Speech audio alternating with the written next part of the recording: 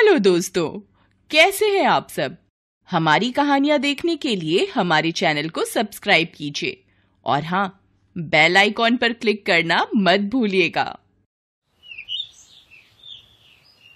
ये क्या किया तुमने? अब इसमें कहाँ इडली और कहाँ सांबर?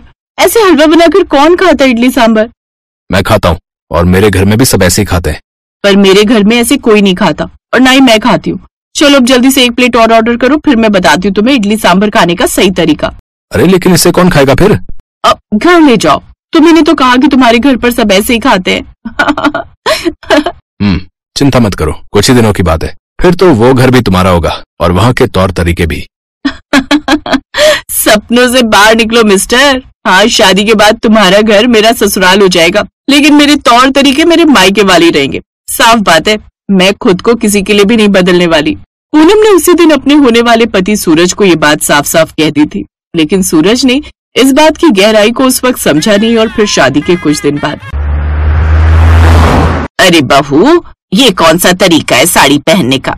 अब तुम्हारी मम्मी भी ऐसी साड़ी पहनती है क्या? अब हाँ मम्मी, ये स्टाइल मेरी मम्मी का है। इवन मेरी दोनों भाभी भी ऐसी साड़ी पहनती हैं। उन्होंने ही सिखाया मुझे। बढ़िया है ना? ना बिल्कुल भी नहीं, एकदम भद्दा तरीका है ये तो। पूरी कमर खुली पड़ी है। देखो बहू, अपने मायके से जो भी सीख कर आई हो वो सब यहाँ नहीं चलेगा। वो तो अच्छा हुआ जो मैं आ गई तुम्हें देखने। अगर ऐसे सबके सामने चली जाती तो क्या इज्जत रह जाती हमारी। चलो खोलो इसे, मैं बांधती हूँ तुम्हारा पल्लू। पूनम को ससुराल आए सिर्फ 1 ही दिन हुआ था, इसलिए फिलहाल उसने अपनी सास से बहस करना ठीक नहीं समझा और उसकी सास अनीता ने उसे पूरी तरह साड़ी के पल्लू से ढक दिया। पूनम पहले से ही गुस्से में थी, तभी उसने 2 लोगों को कानाफूसी करते हुए सुना। सुनो जी, आप तो बोल रहे थे कि सूरज ने अपनी पसंद से शादी की है। लड़की बड़ी मॉडर्न है, पर ये तो आपकी अनीता भाभी की तरह ही लग रही है। देखो ना, आज के जमाने की लड़कियां कहाँ ऐसे सिर पर पल्ला रखती हैं। अब मैंने सुना तो ये था कि लड़की नए जमाने की है, पर क्या करे, बेचारी अनीता भाभी के आगे किसी की चल सकती है क्या? देखना, कुछ दिनों में ये भी बिल्कुल उनके जैसी हो जाएगी। ये सब सुनते ही पूनम के कान खड़े हो गए। उसने सबसे पहले अपने सिर से पल्लू हटाया और फिर सबको एक नजर देखने के बाद वहाँ से सीधा अपने कमरे में चली गई। और फिर सूरज भी कमरे में आया। पूनम, तुम ऐसे उठकर क्यों चली गई? पता है माँ कितनी नाराज है तुम्हारी इस हरकत से, और तो और तुमने सबके सामने सिर पर से पल्लू भी हटा दिया। हाँ तो क्या गलत किया मैंने? बल्कि मुझे तो पल्लू सर पर रखना ही नहीं था, लेकिन तुम्हारी मम्मी ने। मम्मी जी, हमारे यहाँ बड़ों से इस तरह बात की जाती है पूनम। क्यों? जब तुम उन्हें सिर्फ माँ कह सकते हो तो मैं जी क्यों लगाऊं? बहू होना कोई गलती है क्या इस घर में? मेरे घर में तो ऐसा नहीं होता। पूनम, तुम बात को इतना बड़ा क्यों बना रही हो? वैसे भी बस कुछ दिनों की तो बात है। एक बार ये सब मेहमान चले जाए, फिर तुम रहना अपने हिसाब से। मैं माँ से बात कर लूंगा। पक्का? तुम संभाल लोगे ना? हाँ पक्का। फिलहाल तुम थोड़ा सा एडजस्ट कर लो, और प्लीज सबसे पहले तुम बाहर चलो और ये सिर पर पल्लू भी रख लो ना प्लीज। असल में मसला ये था कि सूरज के घर में उसकी माँ अनीता की चलती थी। करीब 1 साल पहले अपने पति के निधन के बाद अनीता गांव से शहर सूरज के पास रहने तो चली आई, लेकिन उसने अपना रहन सहन और तौर तरीके बिल्कुल नहीं बदले। और अब वो अपनी नई नवेली बहू से उम्मीद कर रही थी कि वो अपना सब कुछ बदल दे। वाह, खुशबू तो बहुत बढ़िया आ रही है। नाश्ते में क्या बनाया पूनम? गर्मा गर्म उपमा और साथ में एकदम हेल्दी वेजिटेबल सूप। लो ना। हाँ माँ, आप भी लो। नहीं नहीं, मुझसे तो ये सब नहीं खाया जाएगा। अब बहू तुम मेरे लिए रोटी सब्जी बना लाओ। पर मम्मी जी, मैंने तो उपमा सबके लिए बनाया है। आप एक बार खाकर तो देखिए, आपको अच्छा लगेगा। मेरे यहाँ सब नाश्ते में यही खाते हैं। मेरी भाभी की स्पेशल रेसिपी है, मैंने उन्हीं से सीखा है। हाँ, और बड़ों की बात ना सुनना भी क्या उन्हीं से सीख कर आई हो? पर मम्मी जी, मैं तो बस। तुम बस रहने ही दो, मैं खुद जाकर बना लूंगी अपने लिए नाश्ता। और तू बस बैठा रह। एक हमारे पति थे, सास के सामने चूं तक नहीं करने देते थे, और एक ये है जोरू का गुलाम। और इस तरह सास बहू के बीच विवादों के भेद गहराते चले गए। सूरज दोनों के बीच बोलने से कतराता था, और यही वजह थी कि अब धीरे धीरे पूनम ने बोलना शुरू कर दिया था। हाय हाय, कितने टमाटर झोंक दिए दाल में। सच में तुम्हें तो कुछ नहीं आता बहू। आता है ना मम्मी जी, मुझे आराम से बैठकर खाना बहुत अच्छे से आता है। तो कल से आप सारा खाना बनाना और मैं वही करूंगी जो मुझे आता है। हाँ हाँ, क्यों नहीं। सारी जिंदगी घर गृहस्थी में झोंकने के बाद अब बुढ़ापे में यही दिन तो देखने रह गए हैं कि मैं चूल्हे चौके में घुसी रहूं और बहू आराम से बैठकर खा। आराम से बैठकर आप भी खा सकती हैं, अगर मेरे हर काम में कमियां निकालना छोड़ दे तो। हे मोरे राम जी, कैसे कैची के जैसे जुबान चलती है इसकी। लाज शर्म तो जैसे बेच खाई हो। क्या करे, मायके से यही सब तो सीख कर आई है। मम्मी जी, मुझे बातें सुनाकर आपका पेट नहीं भरता क्या, जो हर बार मेरे मायके को बीच में ले आती हैं? शुक्र मनाइए कि मायके का सिखाया सब कुछ दिखाया नहीं अभी तक आपको। आपकी जानकारी के लिए बता दूं कि मेरे घर वालों ने मुझे ईंट का जवाब पत्थर से देना अच्छे से सिखाया है। हाँ, अब बस यही बाकी रह गया है, वो भी कर ले बहू। उठा पत्थर और मार दो मेरे सिर पर। दरअसल अनीता ने सामने से आते सूरज को देख लिया था और उसके सामने खुद को बेचारा दिखाने के लिए ही वो रोने का ड्रामा कर रही थी। उसकी ये चाल काम भी कर गई। सूरज ने जैसे ही अपनी माँ को रोते हुए देखा तो वो पूनम पर भड़क गया। पूनम, क्या चल रहा है ये सब? क्या किया तुमने? मैंने कुछ नहीं किया, बल्कि तुम्हारी माँ ही हर बार की तरह मुझे ताना मार रही थी। मुझे तो ये समझ नहीं आता कि मेरे घर वालों ने आखिर बिगाड़ा क्या है इनका, जो ये हर बार उन्हें बीच में ले आती है। उन्हें बीच में माँ नहीं, बल्कि तुम लाती हो हर बार। माँ ने सब बताया मुझे कि कैसे तुम हर चीज में अपने मायके के तौर तरीके घुसाने की कोशिश करते रहती हो। अब तक मैं बर्दाश्त करता रहा, पर अब बस बहुत हो गया पूनम। तुम्हें ये समझना होगा कि अब तुम्हारा घर वो नहीं ये है, और तुम्हारे घर वाले भी हम हैं, ना कि तुम्हारे मायके वाले। समझना मुझे नहीं बल्कि तुम्हें होगा सूरज कि तुमने किसी गांव की गवार से शादी नहीं की है। पढ़ी लिखी, समझदार और एक अच्छे घर की लड़की से शादी की है, और वो भी खुद पसंद करके।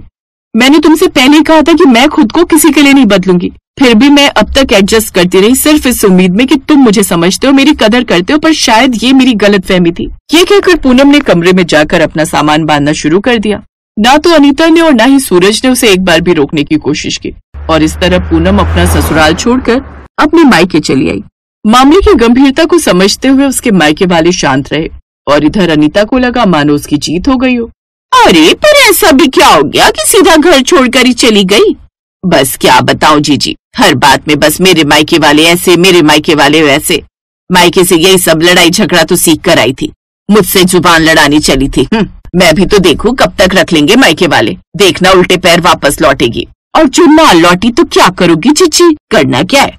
मेरे सूरज के लिए भली लड़कियों की कमी थोड़ी है, और मैंने तो सोच लिया इस बार लड़की गांव से लाऊंगी अपनी पसंद की। और सूरज राजी होगा क्या दूसरी शादी के लिए?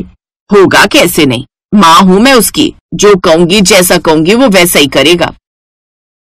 नहीं माँ, ये आपकी गलतफहमी है। हाँ, एक बार आपकी आंखों में आंसू देखकर गलती कर बैठा मैं, लेकिन अब आपकी खातिर दूसरी शादी करने का पाप मैं हरगिज नहीं करूंगा। अरे बेटा सूरज, तू गलत समझ रहा है बेटा, मेरी बात तो सुन।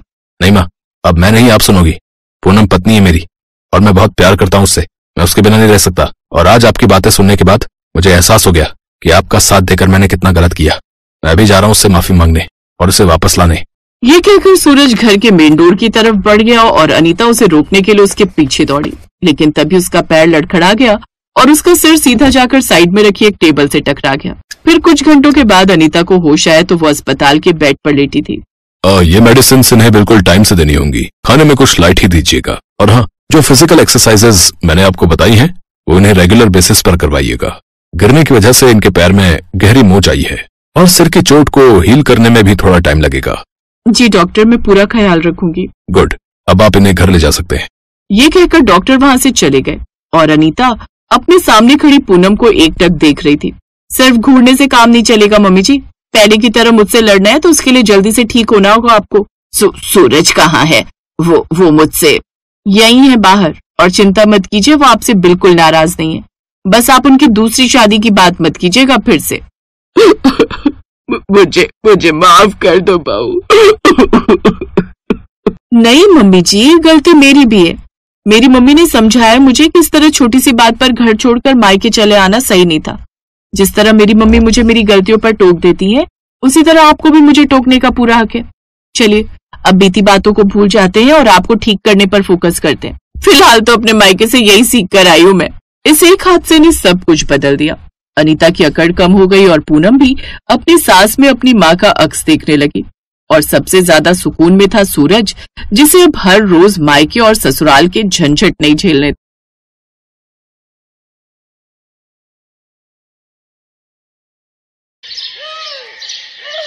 सुनैना की नई नई शादी हुई थी।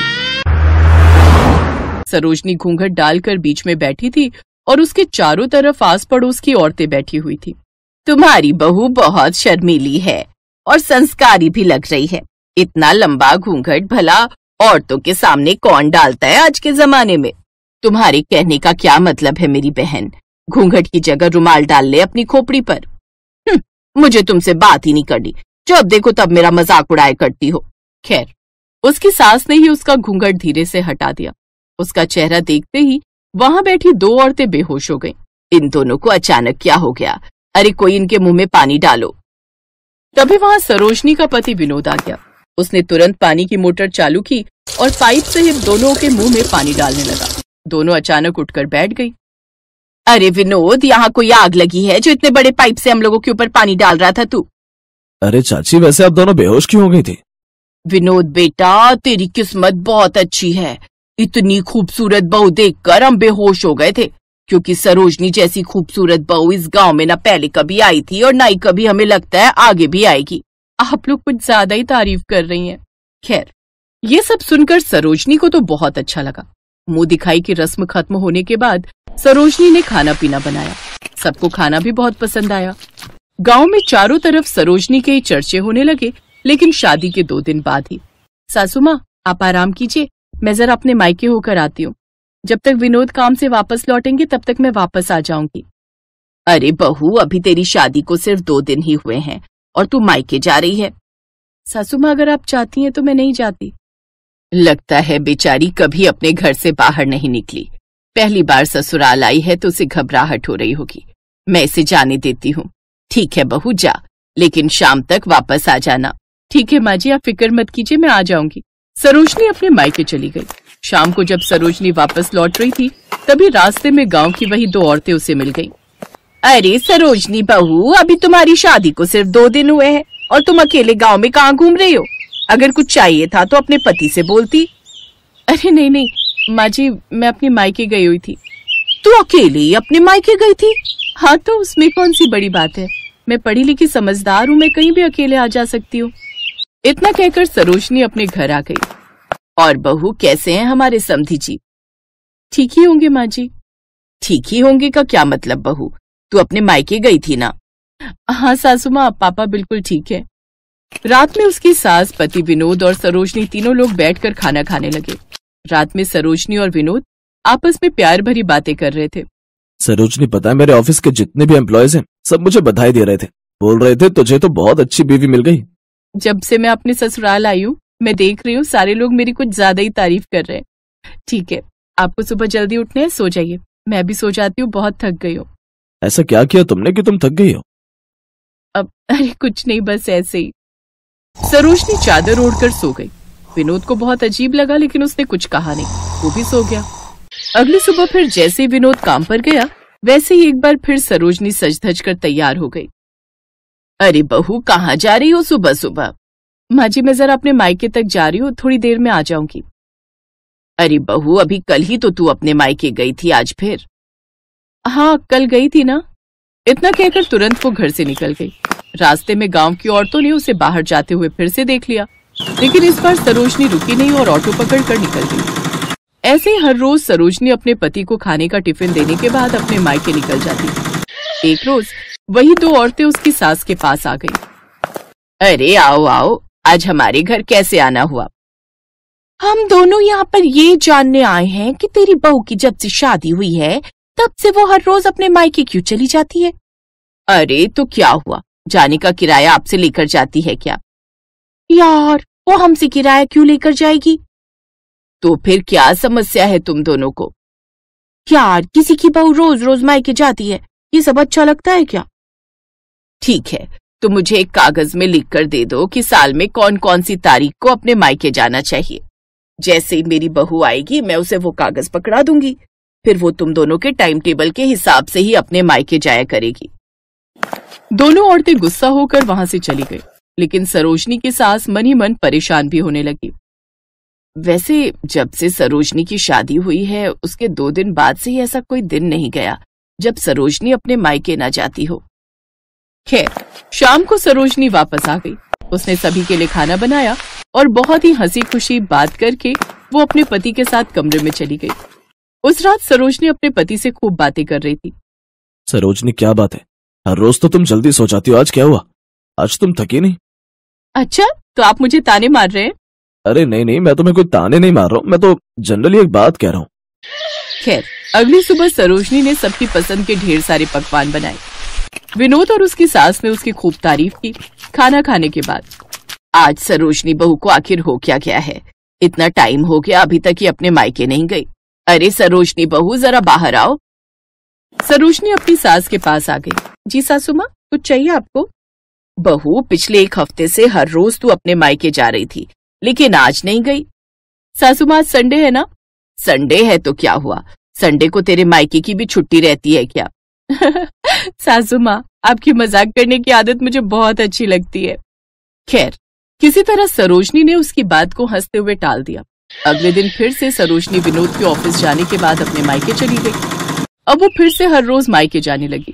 फिर एक दिन उसकी सास ने अपने बेटे को फोन किया। विनोद बेटा, मैं तुझसे कहना तो नहीं चाह रही थी, पर मजबूरी में कहना पड़ रहा है। जब से तेरी शादी सरोजनी के साथ हुई है, तब से हर दिन वो अपने मायके चली जाती है। शुरू शुरू में मुझे लगा कि बेचारी नई है, उसे यहाँ अच्छा नहीं लगता होगा, माँ बाप से दूर नहीं रह पाती होगी, इसलिए मायके चली जाती होगी। लेकिन हर रोज इस तरह से मायके जाना अच्छी बात नहीं है। संडे को छोड़कर वो हर दिन मायके जाती है। लेकिन मैं इस बारे में तो मुझे सरोजनी ने कभी कुछ बताया नहीं, और आपने भी मुझे कभी कुछ नहीं बताया। मुझे लगता है इसके मायके में जरूर कोई ना कोई परेशानी है। कल तू ऑफिस जाने का बहाना बनाना, लेकिन जाना मत, उसका पीछा करना। हाँ माँ, ये भी सही रहेगा, मैं कल की पूरी छुट्टी ले लेता हूँ। अगले दिन विनोद टिफिन लेकर घर से बाहर तो निकल गया, लेकिन किसी चाय की टपरी पर जाकर बैठ गया। थोड़ी देर बाद सरोजनी तैयार होकर अपने मायके के लिए निकल गई। विनोद अपनी बाइक से उसका पीछा करने लगा तो उसने देखा कि सरोजनी अपने मायके नहीं, बल्कि किसी झोपड़पट्टी वाले इलाके में घुसने लगी। ये कहाँ जा रही है? यहाँ तो सारे भिखारी रहते हैं। विनोद ने दूर ही बाइक अपनी खड़ी कर दी और छुप छुप कर सब कुछ देखने लगा। जैसे ही सरोजनी वहां पहुंची, कुछ झोपड़पट्टी इलाके के सारे बच्चे भागकर उसके पास आ गए। मैडम आ गई, मैडम आ गई कहकर उससे लिपट गए। बच्चों, कल मैंने आप सभी को ताजमहल के इतिहास के बारे में पढ़ाया था। आज हम पढ़ेंगे लाल किले के बारे में। तुम सभी मन लगाकर पढ़ाई करना, क्योंकि बड़े होकर तुम सब बहुत बड़े ऑफिसर बनोगे। Yes madam. विनोद ने अपने फोन से वीडियो बना लिया और अपने घर वापस आ गया। उसने सारी बात अपनी माँ को बता दी। अरे, आज आप जल्दी आ गए। सरोजनी, जो तुम कर रही हो इस पर हमें गर्व तो है, लेकिन छुप छुप कर करने की क्या जरूरत है? अब जब आपने सब देख ही लिया है तो बताती हूँ। मुझे पढ़ाने के लिए बचपन में मेरे माँ बाप ने बहुत मेहनत की। कई बार तो मोहल्ले वालों ने ताने भी मारे कि लड़की को पढ़ाने से कोई फायदा नहीं। फिर भी मेरे माँ बाप ने मुझे पढ़ाया। आसपास जो झोपड़पट्टी में बच्चे रहते थे, मैं चाहती थी कि वो लोग भी पढ़ें, पर उनके पास पैसे नहीं थे। इसलिए मैं बचपन से ही वहां पर रहने वाले सभी लोगों को पढ़ाती चली आ रही हूँ। जिन बच्चों को मैंने बचपन में पढ़ाया था, वो सारे लोग कहीं ना कहीं नौकरी करने लगे हैं। उन्होंने भीख मांगना भी छोड़ दिया। एक बार कुछ नेताओं को पता चल गया कि मैं मुफ्त में उन्हें पढ़ाती हूँ, तो उन लोगों ने उनकी झोपड़ियां तक गिरा दी। अब आप ही बताइए, मैं कैसे बताती सबको? चिंता मत करो, अब मैं तुम्हारे साथ हूँ। बहू, तू जितनी बाहर से खूबसूरत है, उससे कहीं ज्यादा अंदर से भी खूबसूरत है। तू अब बच्चों को पढ़ा, देखते हैं कौन रोकता है। विनोद ने वो वीडियो सोशल मीडिया पर अपलोड कर दिया। अब जब भी सरोजनी बच्चों को पढ़ाने जाती, हर रोज विनोद वीडियो बनाता और अपलोड करता रहता। कुछ ही दिनों में सरोजनी की कहानी पूरे देश में वायरल हो गई और उसकी मदद के लिए बहुत सारी राजनीतिक पार्टियां उसे चंदा देने लगी, ताकि उनका भी नाम हो सके। एक यूनिवर्सिटी ने तो सरोजनी को अपने कॉलेज में प्रोफेसर बनाने के लिए इनवाइट किया, लेकिन सरोजनी ने मना कर दिया।